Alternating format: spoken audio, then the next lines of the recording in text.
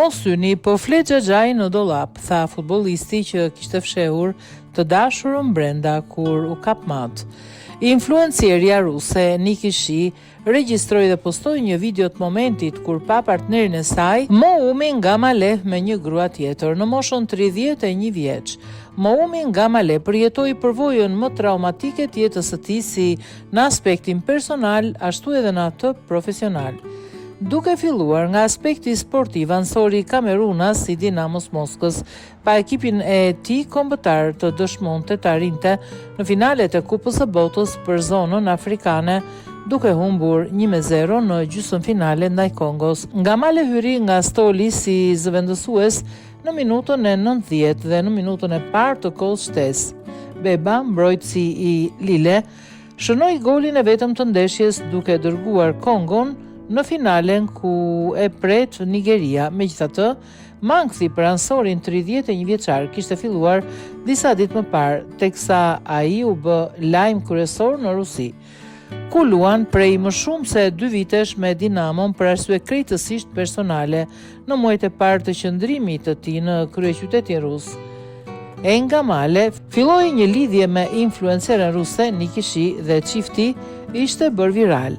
Pasi kjo e fundit, ka 1.2 milion ndjekës në Instagram dhe është veçanërisht popullore tek të rinjt. Por marrëdhënia e tyre mori fund përgjithmonë pas asaj që ndodhi disa orë para se ai të nisej për detyrimet e tij me ekipin kombëtar. Shi dyshonte se partneri i saj kishte një lidhje me grua tjetër dhe u sigurua ta vërtetonte këtë me një operacion policor.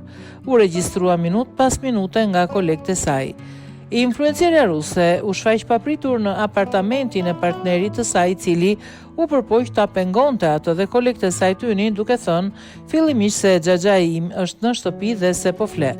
Shi sigurisht nuk u bind dhe pasi 2 kolegët e saj e ndaluan nga Maleh, hyn në apartament ku u zbuluan se në vend të Xhaxhait në dollap ishte fshehur një vajzë e re, cila rezultoi të ishte një trajniere personale. Ai është një person thellësisht i pakënaqur, i zhytur në problemet e veta dhe pa empati.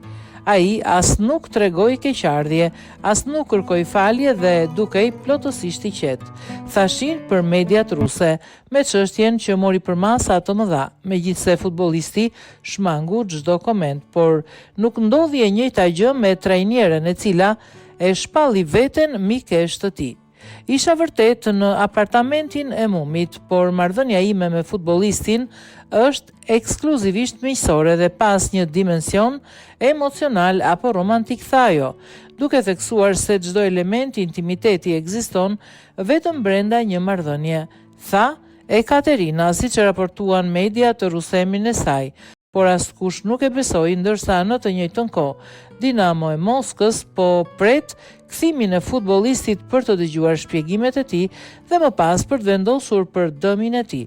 Kush e di, ndoshta duke u kthyer nga ndeshjet e ekipit kombëtar, ai e ka gjetur Xhaxhain e tij të humbur prej kohësh.